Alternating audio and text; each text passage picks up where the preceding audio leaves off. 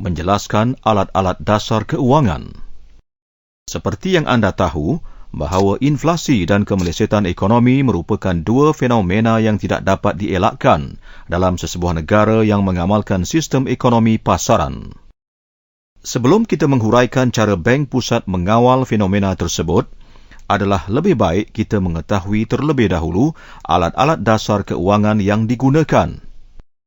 Ia terdiri daripada kadar rizab tunai, kadar rizab berkanun, kadar faedah, jual beli surat jaminan kerajaan, kawalan syarat sewa beli. Klik untuk penjelasan.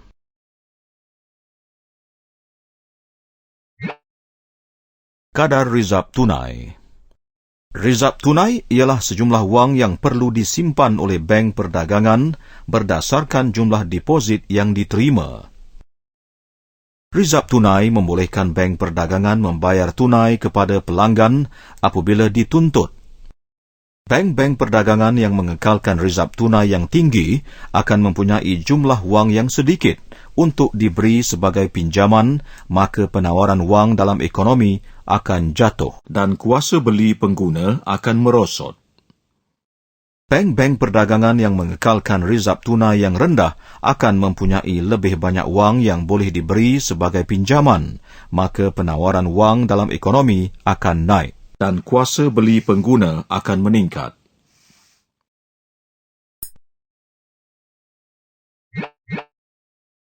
Kadar rizab berkanun. Rizab berkanun ialah simpanan wajib bank perdagangan di bank pusat berdasarkan jumlah deposit di bank perdagangan berkenaan. Sebagai contoh, jika kadar rizab berkanun ialah 8% dan sebuah bank perdagangan mempunyai jumlah simpanan daripada orang ramai sebanyak 200 juta ringgit, maka rizab berkanun yang perlu disimpan dengan bank pusat ialah 200 juta ringgit. Kali 8% bersamaan dengan 16 juta ringgit. Simpanan wajib ini membolehkan bank pusat mengawal jumlah wang dalam pasaran supaya mencapai kestabilan ekonomi. Rizab berkanun tidak dibayar faedah oleh bank pusat.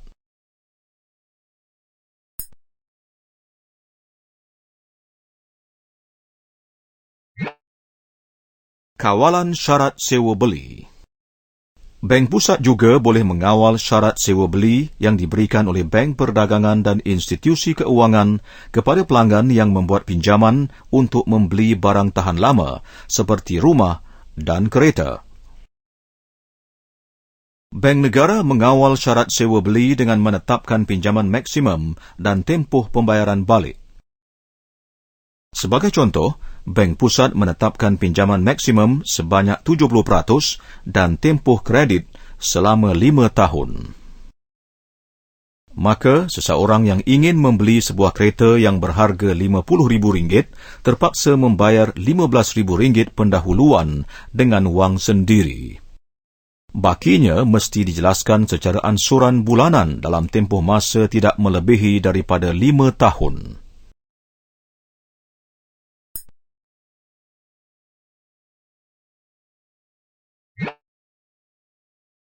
Surat jaminan kerajaan ialah satu perjanjian bertulis antara kerajaan dengan peminjam yang terdiri daripada orang ramai dan institusi keuangan. Apabila bank pusat menjual surat jaminan kerajaan kepada institusi keuangan dan orang ramai, penawaran wang di pasaran akan berkurang dan kuasa beli pengguna akan merosot.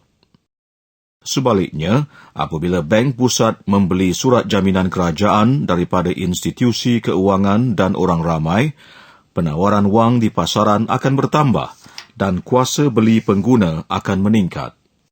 Penjualan atau pembelian surat jaminan kerajaan merupakan alat dasar keuangan bank pusat yang dapat digunakan untuk mengekalkan kestabilan ekonomi.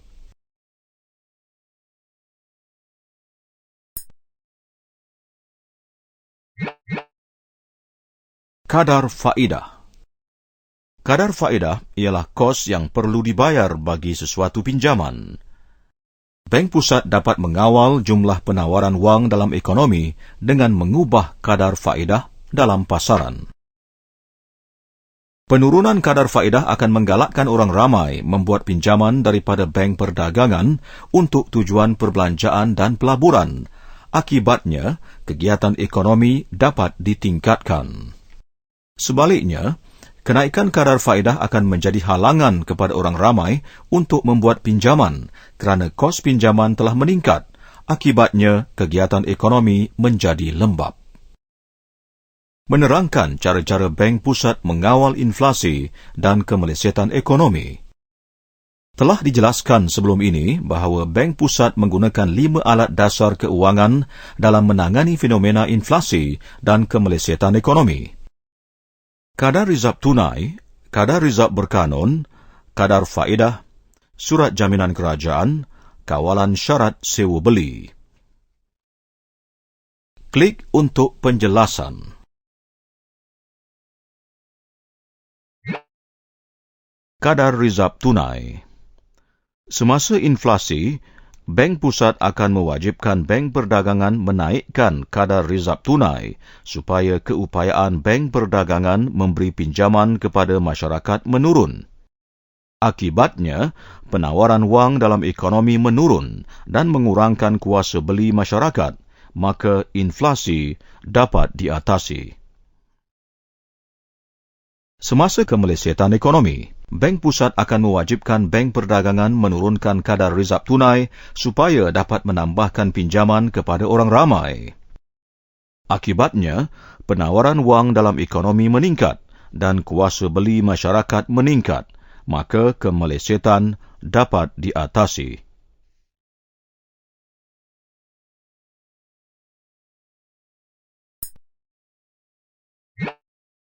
Kadar rizab berkanun. Semasa inflasi, bank pusat akan menaikkan kadar rizab berkanun dan bank perdagangan terpaksa menyimpan lebih banyak wang di bank pusat. Keadaan ini mengurangkan keupayaan bank perdagangan memberi pinjaman kepada masyarakat. Kesannya, penawaran wang dalam ekonomi jatuh dan kuasa beli masyarakat merosot, maka inflasi dapat dikawal.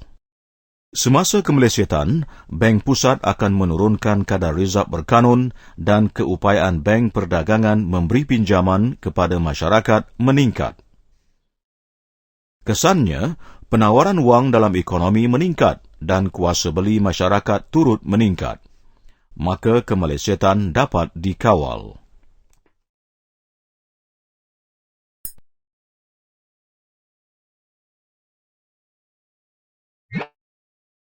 Kawalan syarat sewa beli.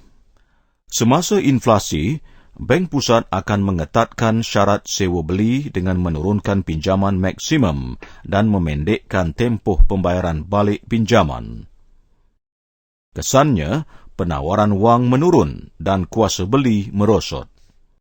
Ini akan memberi kesan terhadap permintaan kereta atau barang tahan lama yang lain kerana pengguna terpaksa membayar wang pendahuluan yang banyak dan bayaran ansuran bulanan yang tinggi.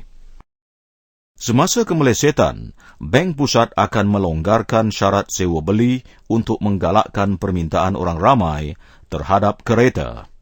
Bank pusat akan menaikkan jumlah pinjaman maksimum dan memanjangkan tempoh pembayaran balik pinjaman. Kesannya, penawaran wang meningkat dan kuasa beli bertambah. Ini akan menyebabkan permintaan terhadap kereta akan meningkat dan pasaran kereta akan kembali cergas.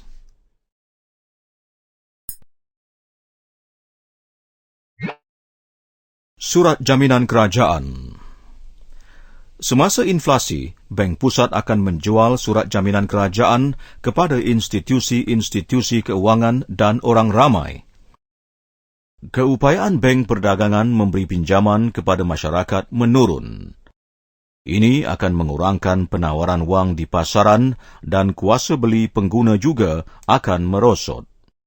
Ini akan menyebabkan permintaan pasaran terhadap barangan akan berkurangan dan memaksa tingkat harga umum berada pada paras yang munasabah. Akhirnya, inflasi berjaya dikawal. Semasa kemelesetan, bank pusat akan membeli surat jaminan kerajaan daripada institusi keuangan dan orang ramai. Keupayaan bank perdagangan memberi pinjaman kepada masyarakat meningkat.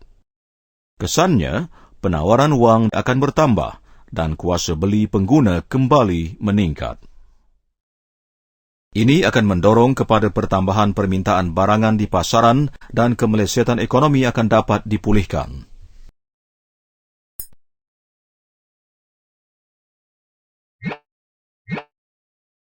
Kadar faedah. Semasa inflasi, Bank Pusat akan mengarahkan bank-bank perdagangan menaikkan kadar faedah pinjaman. Hal ini menyebabkan kos pinjaman meningkat dan jumlah pinjaman oleh masyarakat akan menurun.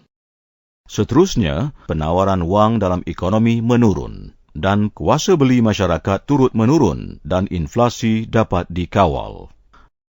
Semasa kemelesetan, Bank Pusat akan mengarahkan bank-bank perdagangan menurunkan kadar faedah pinjaman. Hal ini akan menggalakkan orang ramai membuat pinjaman dalam usaha meningkatkan penawaran wang dalam ekonomi dan kuasa beli masyarakat meningkat. Masalah kekurangan permintaan terhadap barang-barang dan perkhidmatan akan dapat diatasi dan seterusnya kegiatan ekonomi akan pulih.